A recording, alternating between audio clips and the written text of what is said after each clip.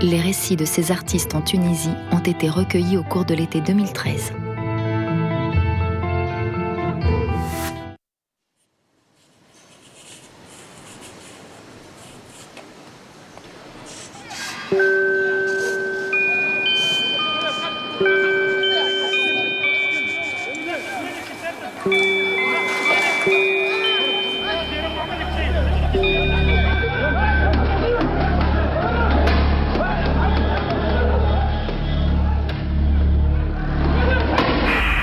أنا مالي إلا صديق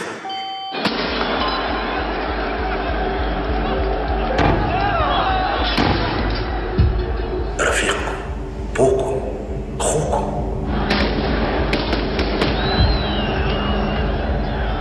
حتى قريب لكم.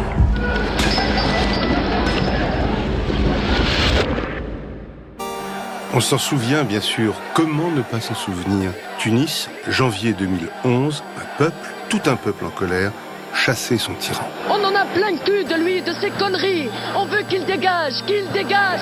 Une révolte sociale nommée révolution. Celle du jasmin, paraît-il. Celle de la dignité, en vérité. Pour les Tunisiens et pour le monde arabe en général, la liberté était enfin gagnée au prix du sang. Ce film est du côté des artistes tunisiens. Ils incarnent cette liberté d'expression, tour à tour brimée, conquise et sans cesse menacée. Leurs œuvres, parfois, s'inspirent des changements et les éclairent, souvent. Mais qu'est-ce qui a vraiment changé pour les créateurs tunisiens? Mais qu'est-ce qui a vraiment changé en Tunisie? Un rendez-vous de parole et de liberté. Ils ou elles sont cinéastes, rappeurs, metteurs en scène, danseuses, plasticiennes, humoristes. C'est leur histoire qu'ils vont nous raconter, leur histoire. Celle de la dictature, celle de la révolution, celle des temps islamistes, celle de leurs espérances et celle de leurs craintes. Bataille toujours, hier, demain. Artistes en Tunisie.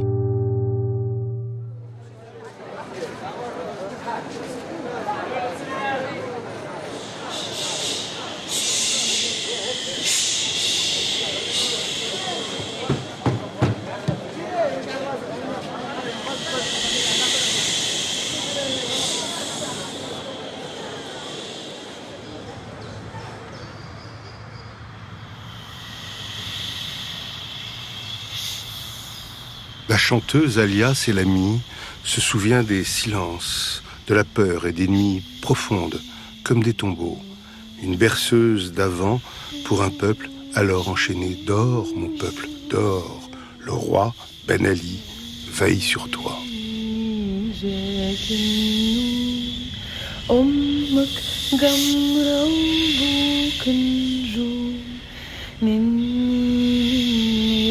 بالك تقول أمك ليلى وبوك فرعون نني نني عين السير بلاد الامتياز ديما في خير نني نني جاك النار أمك قمرة وبوك نجوم نني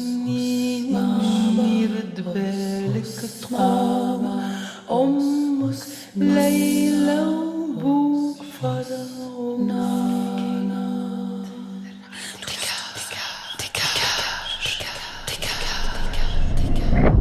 Le pays de l'excellence, un conte de fées. Un président pharaon omniprésent sur tous les murs, dans toutes les têtes, et sa femme, Leïla, la toute-puissante, règne sur un peuple heureux, mais heureux à en pleurer. Les touristes abondent, sea and sun, Dolce Vita à bon marché, la misère est cachée, bien cachée, loin du littoral. On ne parle jamais de politique, c'est tout. Sinon, c'est la prison ou la torture, pour les islamistes surtout, avec la complicité bienveillante et silencieuse des pays occidentaux et du Fonds monétaire international. Un paradis, on vous dit, le pays de l'excellence, doit-on vous le répéter. C'était taisez-vous tout le temps. On avait même peur de parler entre nous. Les étudiants à Paris avaient peur de parler entre eux parce que dans chaque milieu, il y avait des cafeteurs. dans un taxi ou n'importe où, entre nous. On se méfiait de nous-mêmes. Et surtout, il y a une autre chose aussi, on ne savait pas qui on était. Ils ont toujours manipulé notre image. Parce que le cinéma, la musique, le théâtre, tout ça a été super contrôlé avec la censure. On donnait l'image qu'on voulait bien qu'on nous laisse donner.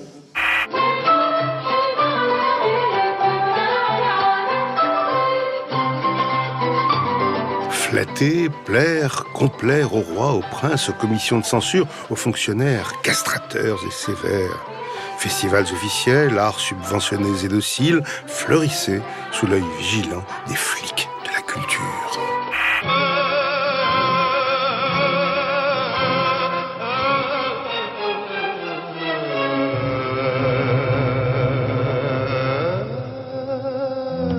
Lotfi Bouchneck était une star parmi les stars.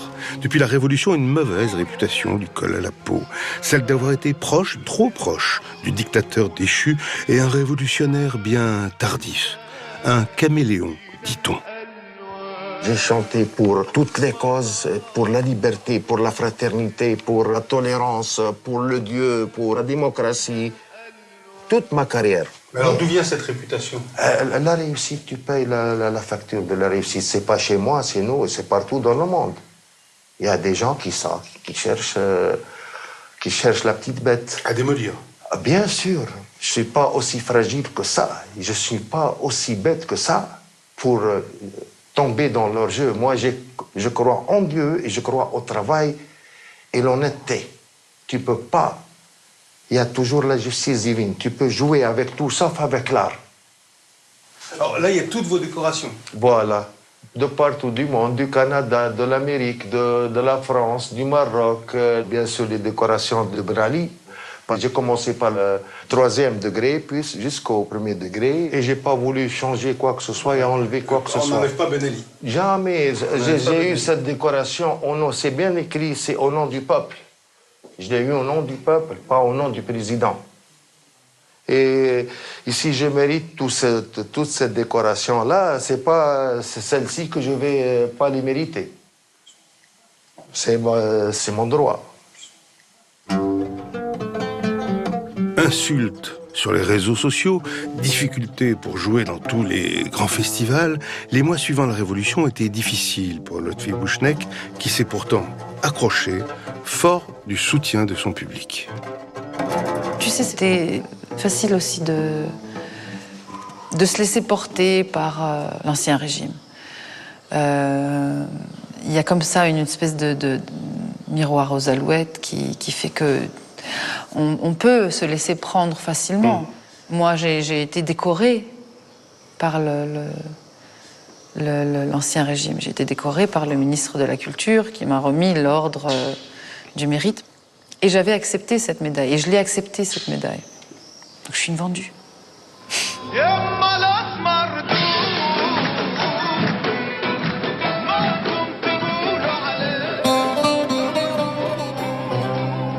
Pour pouvoir créer, il fallait, pour beaucoup, accepter de se taire ou de s'auto-censurer. La compromission n'était jamais très loin, à moins bien sûr d'avoir le courage de supporter les foudres du régime.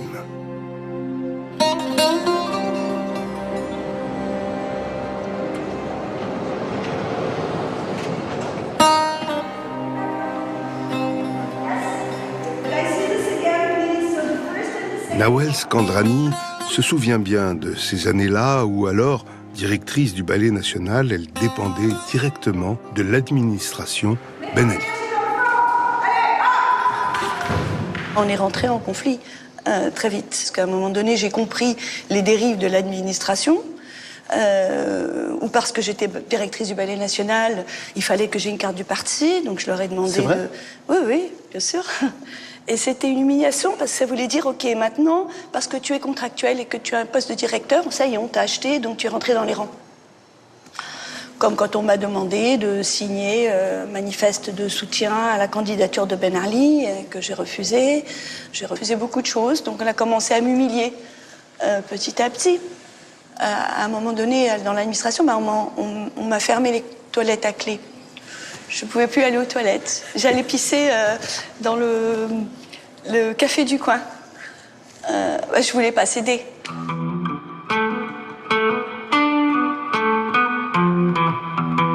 Fermeture des toilettes, oui, mais surtout des locaux et salles de répétition, grandes ou petites humiliations.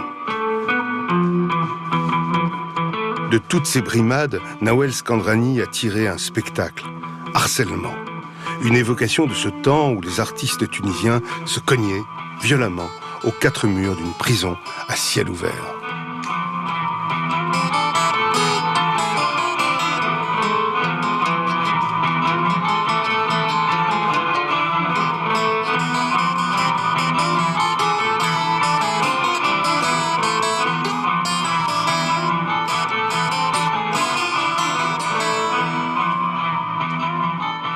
C'est comme si on n'existait pas en tant qu'être humain, c'est tout.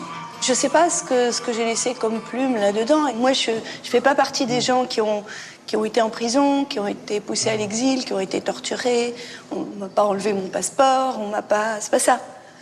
Mais cette humiliation, elle casse. Elle casse, elle laisse quand même des séquelles. Il y a beaucoup de victimes de ce genre de système. C'est un gouvernement qui a foutu en l'air le pays pour son propre bien, et c'est même pas un bien... c'est un bien complètement futile, c'est un bien qui a détruit le pays, qui a foutu en l'air toutes les bâtisses, qui a renié l'histoire, qui a détruit le pays. Qui a détruit même la jeunesse, quoi. Quand on voit des jeunes qui ne connaissent pas la valeur d'un livre, enfin, tout est... Ils ont changé les valeurs. Ils ont changé la donne du pays, je trouve. La culture même, l'essence, ils l'ont anéanti. Et ça, pour que ça se reconstruise, il va falloir énormément de temps.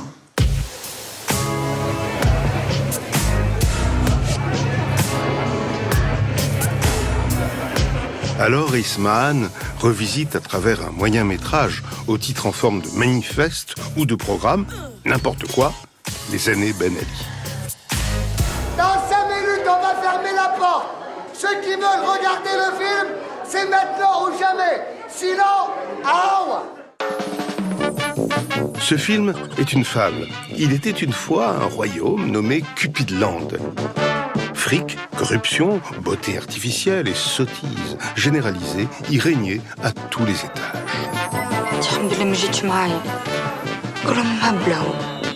À Cupidland, un couple se partageait le pouvoir qu'il dévorait insatiablement. Deux monstres d'ambition, Neila, l'impitoyable et vénale impératrice, et son mari, Mr. Z, sorte de Big Brother qui s'immisçait dans tous les inconscients d'un peuple apparemment soumis et sans aucun avenir. سيداتي أنا آسف أنا سمعتكم أنا فهمتكم عمري ما حبيت نتقوى عليكم عمري ما حبيت نغزوكم عمري ما حبيت نسيركم قررتوا باش تجيوا عندي وبالصفة هذه تحضروا رواحكم لمستقبل زاهر أنا ما نتمنى لكمش السعادة بالكلام أنا باش نحققها لكم. Plus de 2 ans après la Révolution, tu éprouves toujours le besoin de parler de Ben Ali, toi. Oui, parce que je pense que pour avancer, il faut remettre les choses à leur place. Il faut donner un nom à ce qui s'est passé. Il ne faut pas avoir peur d'évoquer ce qui s'est passé tout simplement. Il ne faut pas rester avec les non-dits ou avec de faux jugements. Il faut juste remettre les choses à zéro, dire voilà, ça s'est passé comme ça, c'était comme ça, maintenant on construit.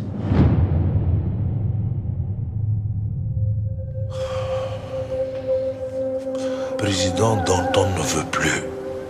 Mon fils. En prison Danton, c'est terrible.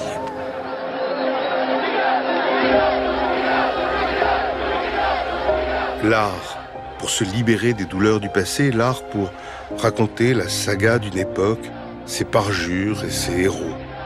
Un temps révolu désormais.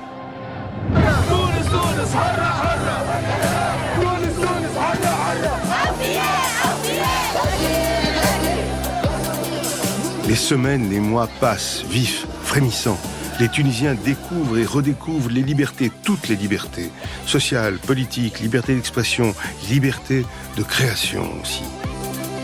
La révolution est déjà un beau mes lointains souvenirs, Nadia Chiari, professeure aux Beaux-Arts, devint Willis from Tunis, caricaturiste politique, s'il vous plaît, avec son chat né au cœur de la Révolution. J'ai fait les premiers dessins au départ pour faire rire mon mari, mon beau-frère, les gens qui étaient autour de moi, parce qu'on était tous très tendus et très angoissés, la situation était difficile. Et c'était aussi un moyen de faire rire même mes proches qui étaient loin de moi pendant ce couvre-feu. Et donc, on a créé ce profil sur Facebook, Willis from Tunis, et j'ai partagé ces dessins avec mes proches. En même temps, en me disant, bon, on va tester pour voir si c'est vraiment la liberté d'expression, on va voir si ce qu'il dit est vrai. Et j'avais envie de continuer, et j'ai continué à publier les dessins, quoi.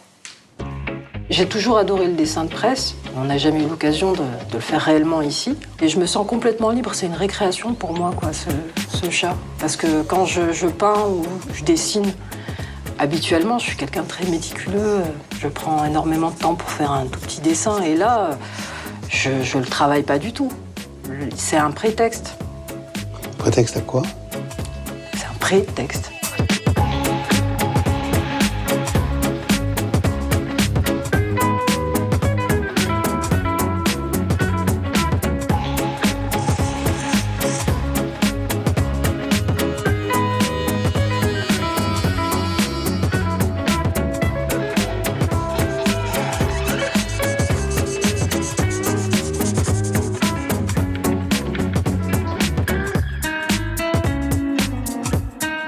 Pour moi, c'est une révolution artistique, réellement, quoi. Ma vie est totalement transformée.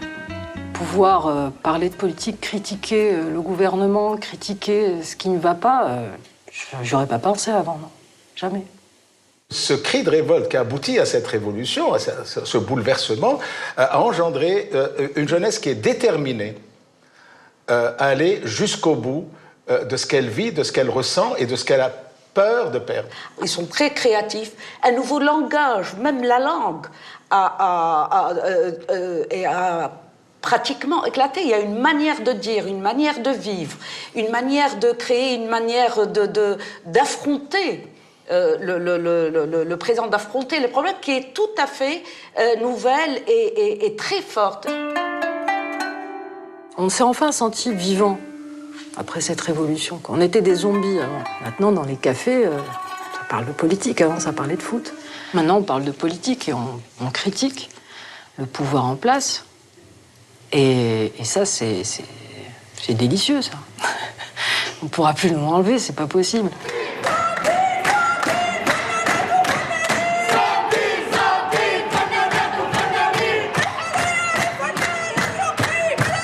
La politique, après avoir été quasi absente pendant de longues années, s'est emparée de l'art tunisien, des scènes de théâtre aux poètes de la rue, partout. Les doutes, les débats, les colères et les espérances tonnent et résonnent. في بلدي حزب حاكم حزب قاتل حزب سافل يرفض القيام مصاب بالانفصام شعب استقال من المهام لا تفجر لا انفجار.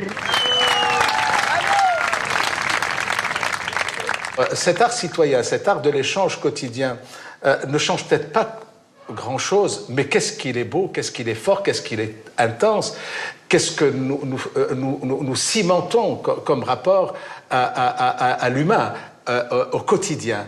Et l'humain est d'autant plus précieux et important qu'il est assorti de questions sur le ici et maintenant, sur le vivant, sur le quotidien, sur les choses dont souffrent les gens. Cet échange n'a à nul autre égal. En fait, on ne fait pas de l'art engagé, c'est presque absurde de dire ça, on fait de l'art engageant. C'est-à-dire que nous, on est engagés dedans, du coup, ça engage les gens. On a cette obligation. Oui, on se sent ce devoir d'être utile. Être utile, donner du sens. Mais quel sens donner au retour des islamistes d'exil? Mais quel sens donner à leur prise de pouvoir en octobre 2011, 9 mois après la Révolution? Quel sens donner aux nouvelles censures, au nom de Dieu, cette fois-ci, qui s'abattirent sur les artistes tunisiens? Oui, la liberté d'expression est garantie dans la Constitution, mais pas le blasphème ou l'insulte envers Dieu ou notre prophète.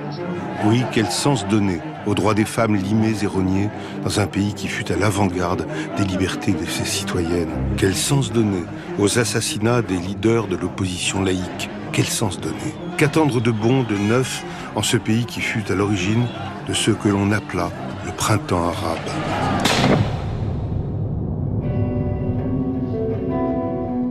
Être utile, donner du sens et répondre enfin à ces questions, c'est toute l'ambition du Macbeth Made in Tunisia, monté par Anissa Daoud et Lotfi Achour.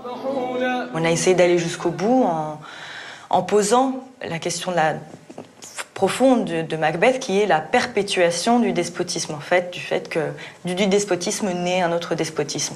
Et donc la pièce finit sur une angoisse, elle finit aussi sur les mots. Donc cette image est sur les mots d'un intellectuel tunisien, Youssef Sedir, qui dit la légende, à peu près, je vais essayer de traduire, la mythologie politique de la Tunisie, c'est l'histoire d'une femme qui se bat pour sa liberté et qui arrive à arracher ses droits.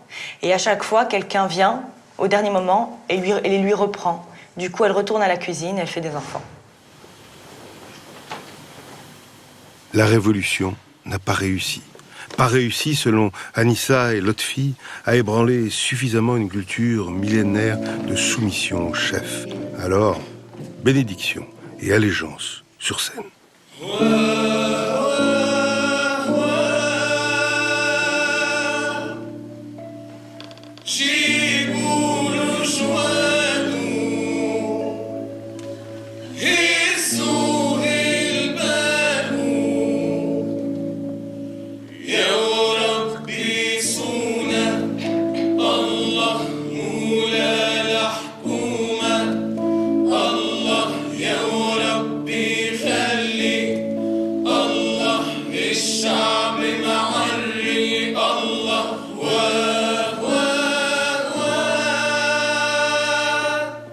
Au fil du temps, il s'est construit une pensée politique dans le monde musulman qui était un empire immense. Ouais. Et pour garder l'unité de l'empire, l'idée de cohésion a été poussée jusqu'au point où sortir du rang, remettre en question les dirigeants, risquer de remettre en question la cohésion et l'unité du groupe. Et donc, c'est devenu carrément quelque chose d'interdit politiquement. Mais du coup, tout questionnement est devenu interdit et tabou, par extension. Oui. Après la Révolution, pareil, encore terreur, alors que c'est le moment par excellence où on doit se poser les questions, on doit laisser le vide se faire, que les questions résonner. L'idée a été, il faut qu'on soit unis, il faut qu'on prenne des décisions, qu'on agisse contre le vide. Il n'y avait plus de code, tout le monde était perdu. Ouais. Il n'y avait plus de pod, il n'y avait plus de père, il n'y avait plus rien, il n'y avait plus d'autorité, il n'y avait rien. Donc les gens, la nature a peur du vide, je le répète toujours. Et les gens, instinctivement, quand on est perdu, on n'est pas bien, quand on est dans la merde, on n'est pas... C'est la première chose, on commence à prier, on va vers Dieu. Il y a des gens qui vont vers Dieu réellement parce que c'est un truc comme ça qui vient, une espèce d'illumination, un truc intérieur. Il y a des gens parce que voilà, maintenant c'est bien d'aller là-bas, tout le monde va là-bas. J'en veux aux pseudo-laïcs, aux laïcs. J'en veux à ces démocrates qui n'ont pas arrêté après la Révolution de dire à tous « on est tous musulmans ». Mais parle pour toi. De quel droit tu parles pour moi ?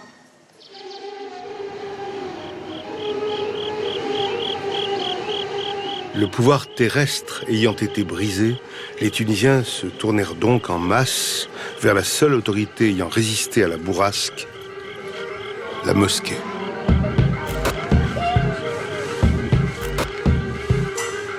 Psycho M fait partie de ces Tunisiens qui ont voté pour le parti islamiste Ennahda. Psycho M est rappeur, il est proche des salafistes, dit-on.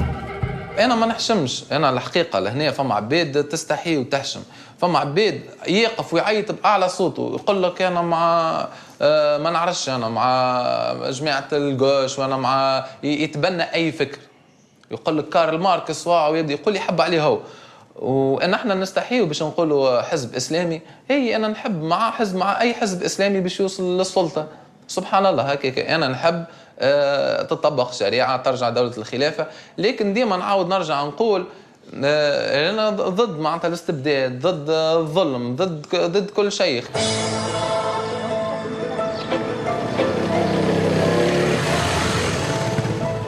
Idole des jeunes des cités de Tunis aux verbes violents et aux idées tranchantes, Psycho M pourfend les ennemis de l'islam. Ils sont partout, à la lumière et surtout dans l'ombre. Un complot. دولة واحدة وقانون واحد تحكم في اللي ناسيون، تغلى حركة سرية اللي اسمها الماسونية، تحكم في الاقتصاد في الميليتير وفي السياسة، هي تختار اليوم شكون يشد كرسي الرئاسة. تقعد عندك في اللايست مع أتباع لونتيكريست، أتباع تيدر هيرتزل، كبارات لي سيونيست، لي جويف اللي تملك الاقتصاد والبوفوار، اللي تملك السوق، تملك الشركات الكبار. يبقى بلاصة الإسلام جيب الوطنية نحي الدين، جيب القومية العربية وبدأت الفتن نتاع كل مسلم عنده وطن. شريعة والسنة فزت فيهم في الإسلام.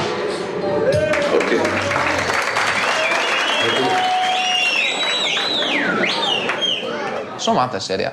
معناتها تعيش في مساواة في البلاد هذه، تعيش في عدل، تعيش في مستوى اجتماعي باهي. القوي ما يظلمش لأقل منه، الضعيف واللي أقل من العباد ياخذ حقه. هذه هي شنو الشريعة اللي تعلمنا. أنا كان نقول لك كان تسرق تشد 6 أشهر حبس، تمشي تسرق وتخرج. كان نقول لك تسرق تو يقصوا لك يدك، تولي تخاف ما تسرقش. أنت ما نحن معناتها ماناش عاملينها باش يعملوا لك عقاب بونيسيون، جوست باش يخوفوك.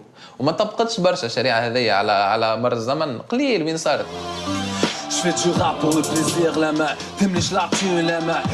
La charia comme une arme de dissuasion massive. Dieu est une solution à tous vos problèmes. Psycho M sait parler aux pauvres, qui n'attendent leur salut que d'Allah et espèrent dans un monde au-delà du nôtre, du côté du paradis. Pour l'heure, les voiles noirs s'étendent sur les rues des villes qui se transforment. Souvent, les barbes dévorent les visages et les niqabs masquent le corps des femmes. Le fameux voile islamique inspire une jeune femme libre, une actrice, une danseuse, Amira Chebli.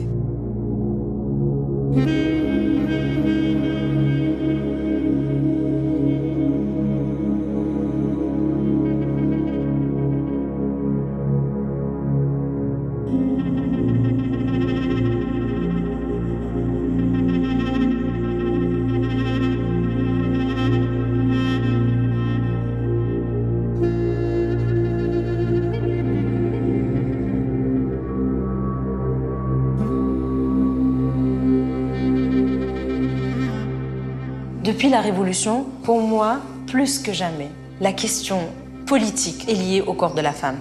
Parce que si le monde arabe n'est pas encore prêt pour dire notre problème, c'est la femme, si on n'est pas prêt à dire notre problème, c'est l'interprétation de l'islam qui fait qu'une femme devrait être voilée ou devrait être cachée et qui fait que culturellement, en héritage, le corps nu d'une femme agresse, est violent. Et très très violent sur certaines personnes. Si on n'est pas aujourd'hui assez courageux pour le dire à haute voix, c'est qu'on n'est pas prêt à réellement aborder avec toute la franchise nécessaire la question de la liberté d'expression.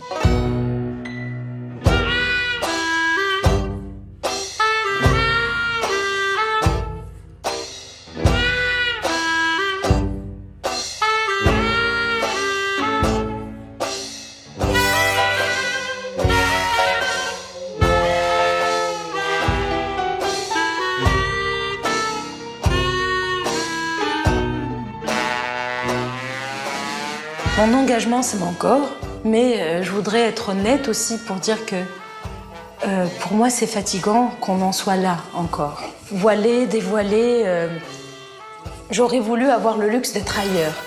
Enfin, ne plus me retrouver à discuter avec, comme ça, avec engagement, la nudité. Enfin, pour moi, ça devrait être des choses évidentes. Pour moi, c'est très triste d'être là, d'être encore là.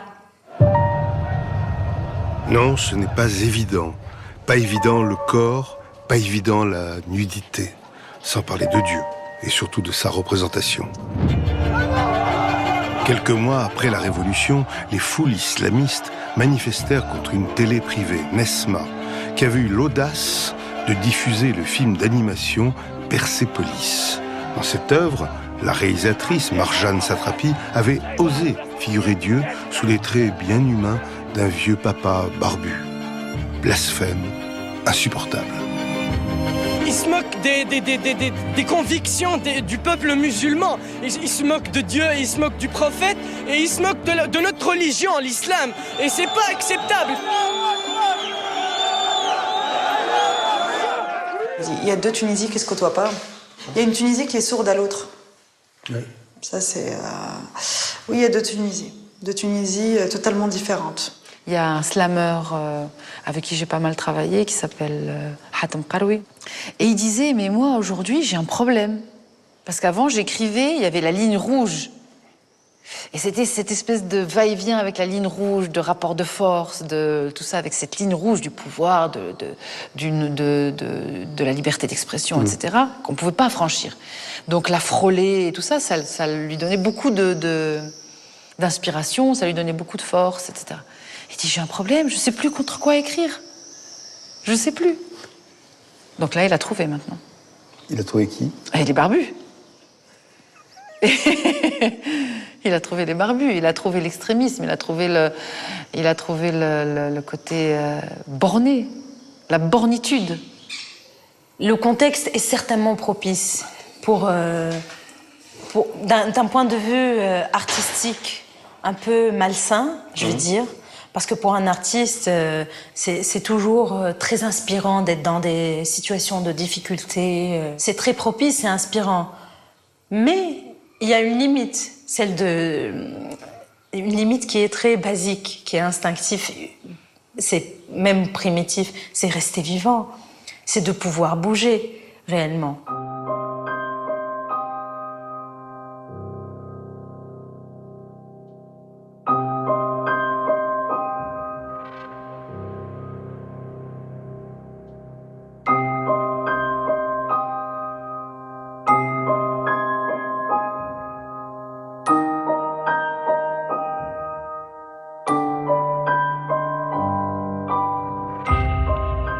Dans un crescendo, là où les gens qui revendiquent la liberté vont être chassés, lynchés, insultés. Et là, pour le moment, on est en train de vivre dans une société parallèle.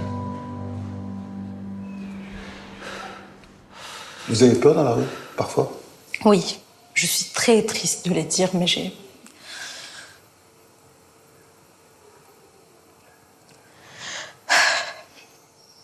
Parce que pour moi, cette sensation-là, elle est juste insupportable. Et ça... Ne pas pouvoir sortir de chez moi parce que j'ai peur, ça... C'est pas du tout quelque chose que je peux tenir. Et surtout, d'abord, je voudrais le dire parce que je pensais que j'étais plus forte. Et parce que maintenant, je suis réellement dans la phase de gueule de bois. Beaucoup de déception, quoi. Je garde une force, mais j'ai peur de l'aigreur, en fait. J'ai vraiment peur d'être aigrie.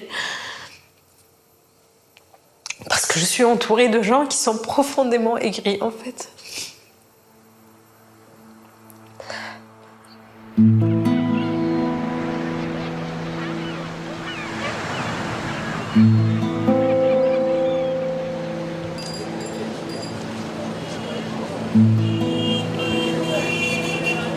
La peur, Lotfi Abdelli, le plus célèbre des humoristes tunisiens, l'a ressenti lui aussi. Tout de suite. Plusieurs mois sans oser monter sur scène. Il ne sort jamais sans ses gardes du corps et ce jour-là, c'est la première de son nouveau spectacle. La tension est grande.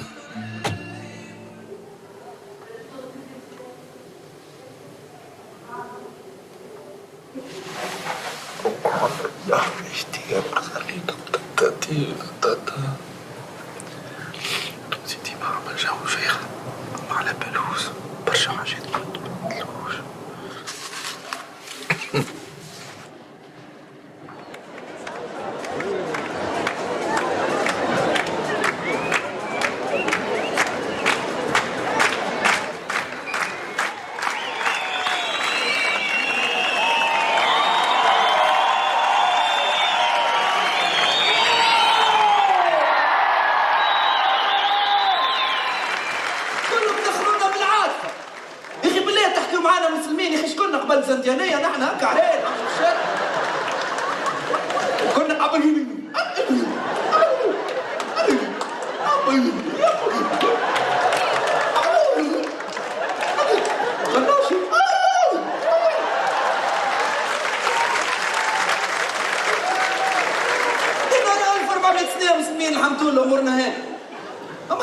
On mâche pas les mots quand on est humoriste. Ils ont l'impression que nous, on est contre eux parce que c'est des islamistes. Non. Moi, je suis contre toi parce que tu fais mal les choses. Que tu sois islamiste ou autre chose, ça ne me regarde pas. Je suis content pour toi si tu fais la prière. Peut-être un jour, on se voit au paradis, on va se dire, ça va, tu vas bien? Ah, tu te rappelles quand on est en Tunisie, tout ça, et moi, je faisais des sketchs sur vous et vous étiez un peu énervés. Non, je m'en fous. Moi, aujourd'hui, tu as un tourisme, tu as des gens qui veulent travailler, tu as des rues à caillasser, tout ça. Qu'est-ce que tu as fait? Ne me raconte pas des histoires divines. Moi, j'ai pas besoin de toi pour ça. Moi, j'ai besoin d'un mec qui sait conduire une voiture. Est-ce que tu sais conduire ou pas? Même Dieu te demande, est-ce que tu sais conduire ou pas? Si tu sais pas conduire, laisse un mec conduire. عرفتوا جبالي عم اللحيه تاع السنافر اشترى اللحيه هذيك امي كي تراه مسكينه كانت تقول لي شبيه لابس كل مونطون توا جبالي تعرف علاش قعدني في مخي دوخني بشر غير عادي فما عبط في المواقف الكل يضحك تقول له بلادك لا تبعثها تقول له يا ودي ليبيا دخلوا سلاح ما شاء الله تقول له l'économie صفر يا الله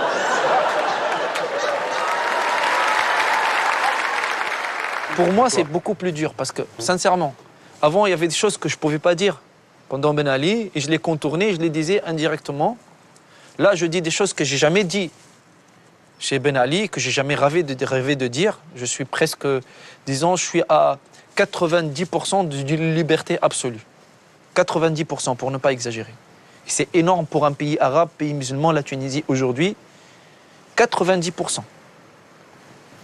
Et en même temps, c'est encore plus dur qu'avant parce qu'aujourd'hui, la personne qui a envie de casser la gueule, la personne qui a envie de venir te tuer ou te dire des choses, elle vient, elle n'a peur de rien.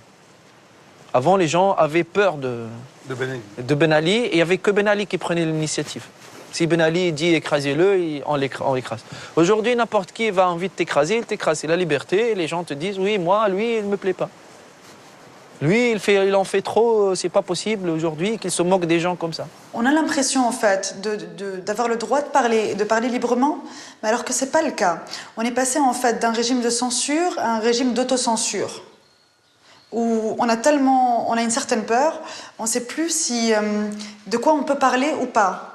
Il n'y a plus c'est régi de façon aléatoire. J'ai vu des types avec des sabres, j'ai vu des gens qui menaçaient, je connaissais des gens, quand ils disent t'es mort, hein. Donc c'était pas une façon de parler? Non, c'était pas une façon de parler. Moi, je comprenais. Quand c'était une façon de parler, moi, j'en parlais même pas.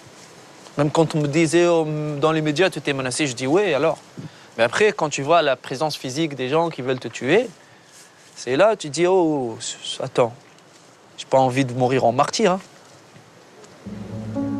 Non, je suis jeune, j'ai envie de vivre bien ma vie, de vivre bien, de voyager, de circuler, de rigoler. J'ai pas envie de mourir en martyr, je m'en fous. Mourir en martyr, c'est ce qui a bien failli arriver à Nouri Bouzid, le père du cinéma tunisien.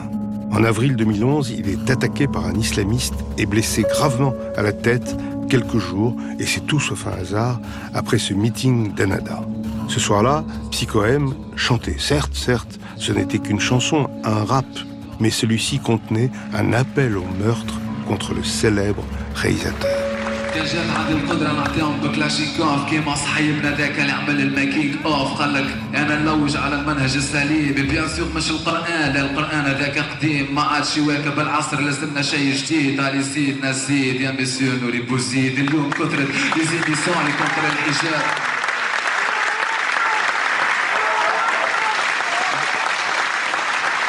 C'est lamentable, mais tout le monde prend les choses au premier degré.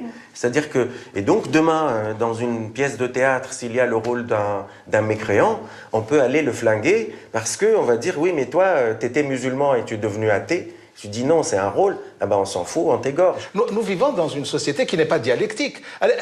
Essayez de convaincre un islamiste qu'il a tort. Ça ne dialogue pas, ça ne dialectique pas, ça n'échange pas, ça assène. Le danger est partout.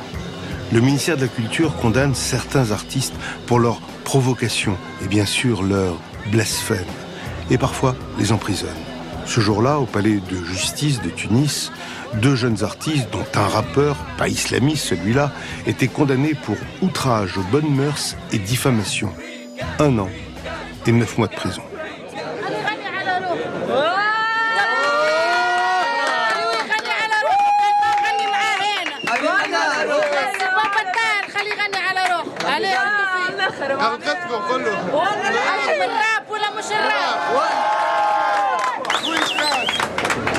Depuis la Révolution, on a fait le deuil d'un changement économique réel, d'un changement de justice pour les gens, d'une vraie transition démocratique. Et au final, la seule chose vraiment tangible, réelle qu'on a et qu'on vit, qui a changé nos vies, c'est un peu plus de liberté d'expression. Et c'est justement dans ce champ-là, aujourd'hui, que l'attaque la plus véhémente est menée et qu'on est en train de réduire. Et là, le tour de vis, c'est très symbolique. Les 2 jeunes hommes qui passent aujourd'hui, que ce soit Walid El-15, le rappeur, ou Saber Mrahi, ils sont finalement poursuivis pour avoir dit non. Ils sont poursuivis pour tamarrud, pour rébellion. Donc en gros, ce qui se joue aujourd'hui, c'est encore une fois le procès de la Révolution. En gros, le message, c'est restez chez vous, fermez vos gueules, ne refaites plus jamais ça. C'est fini, on tient le pays. Ça annonce très clairement le projet dont ils défendent, très clairement, le projet d'un État de dictature pire que la précédente, cette fois-ci religieuse. Et c'est pour cela, moi, en tant que réalisateur, que citoyen, j'ai jamais cru l'Occident a avalé cette prélude à ce qu'on appelle un parti islamiste modéré et démocrate. Ça n'existe pas, c'est l'arnaque du siècle. On ne peut pas être contre ses propres principes. C'est de la foutaise. Et là, ils concrétisent leur projet. Au début, ils apparaissent à l'Occident comme des animaux tendres et démocrates et tout ça. Mais petit à petit, c'est là leur but ultime. C'est une société totalitaire, fasciste. On savait que les lendemains de cet envol sur un nuage des premières semaines de la Révolution, les jours allaient s'assombrir. Mais on ne mesurait pas l'ampleur du désastre. Voilà pourquoi on a osé parler d'un tsunami. L'ampleur du désastre que nous vérifions dans notre quotidien tous les matins. Fadel Jaïbi et Jalila Bakar, grandes figures du théâtre engagé tunisien, n'avaient pas monté de spectacle depuis la Révolution. Ce soir-là, c'est la première de leur nouvelle pièce, très attendue, Tsunami. Tsunami. Un mot pour résumer la situation tunisienne post-révolutionnaire. Leur cible habituelle, Ben Ali, a disparu. Il a cédé la place à un nouvel adversaire, l'islamisme.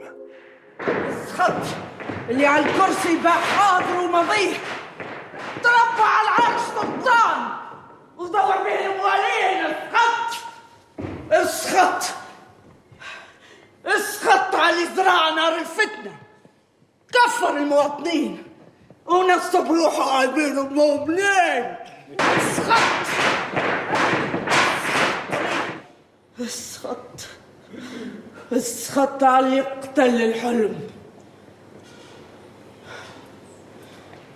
قتل الحلم قتل الحلم وقلبه كابوس. Ce texte a surgi comme ça, tout à fait naturellement, spontanément, comme un cri du cœur. Il fallait répondre frontalement à tout ce qui est en train de sévir, on ne peut plus frontalement, autour de nous, depuis cette révolution. Cette déclaration de riposte contre une déclaration de guerre, il ne fallait pas qu'elle y aille par des circonvolutions de style. C'est vraiment cette impression que vous avez d'un immense ras-le-bol que traduit votre Un immense pièce. ras-le-bol. Il ne faut pas confondre colère et haine. Hein. Il n'y a pas de haine. Il y a de la colère, il y a de l'irritation, il y a de la désespérance dans ce cri et dans tout ce spectacle. En fait, le spectacle aurait pu s'appeler Srat. Hein. Malédiction. Oui, tout à fait. نعلن اليوم 14 من أبريل 15 و2000 نعلن حالة الحصار وقد تقرر ما يلي: منع الجولان ما بين الساعة 6 مساء و5 صباحا مع انتشار وحدات الجيش الوطني على كامل البلاد، تعليق الحريات العامة والفردية، والله لعملنا معين، وقل اعملوا فسيرى الله عملكم ورسوله والمؤمنون، صدق الله العظيم، والسلام عليكم ورحمة الله. Ainsi se termine le spectacle de Fadel et Jalila, funeste et effrayante vision.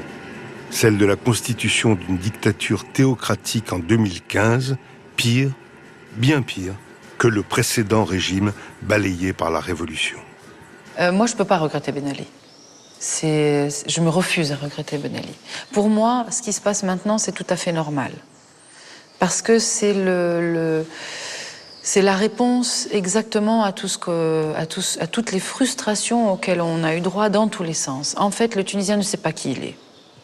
Le Tunisien doit se construire, le Tunisien doit se connaître. Donc le Tunisien doit faire des erreurs, il va faire des choix et voir où ces choix vont le mener pour comprendre. Parce qu'il n'a jamais eu le choix. Alors oui, dans un premier temps, l'islam, oui, mais on est en train d'en revenir des islamistes et de Nahda et compagnie.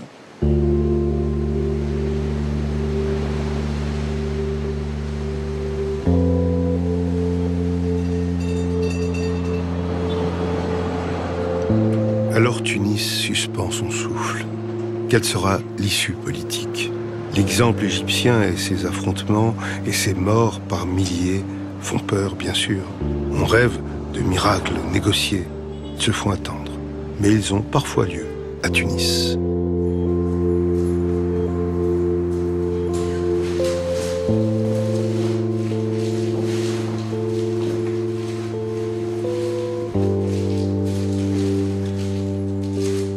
Dans la solitude de son atelier, la plasticienne Meriem Bouderbala travaille à son œuvre. Portrait hors du monde, mais création bien ancrée dans la réalité, comme de belles et surprenantes métaphores. Attente toujours. On est tous figés, on est tous dans un questionnement sans réponse, on est tous en attente. On est tous dans l'espoir de quelque chose qu'on sent qui peut venir, et puis on se sent impuissant.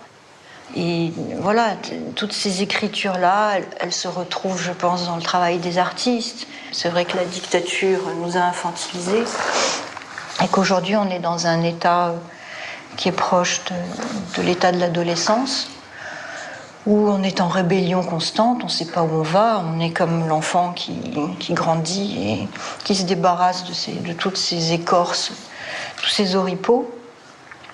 Et que c'est pour ça que je ne porte aucun jugement sur personne, que ce soit nos adversaires ou d'autres.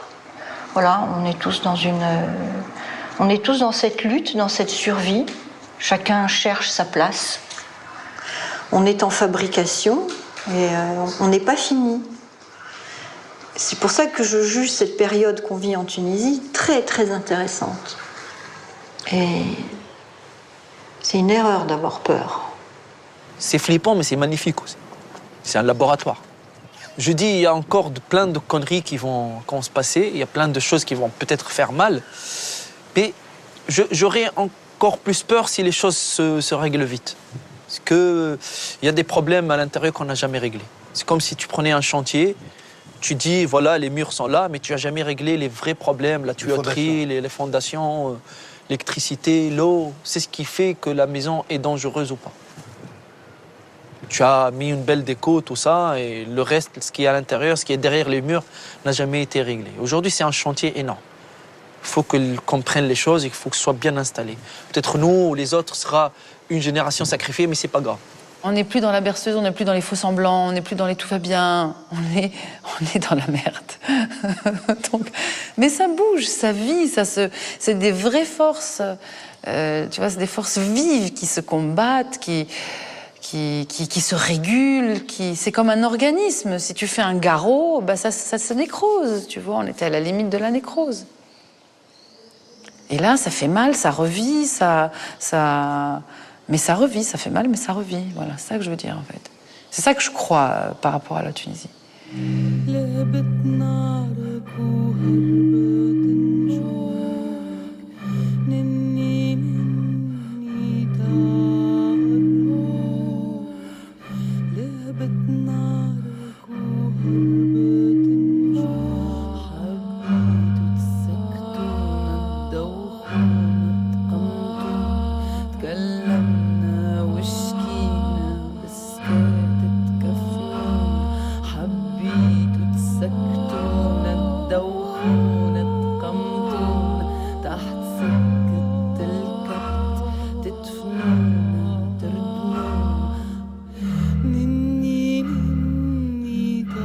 Au revoir aux artistes et salut à eux. Nous avons senti les craintes et les dangers, évalué les peurs et les menaces et surtout espéré avec eux des lendemains de liberté.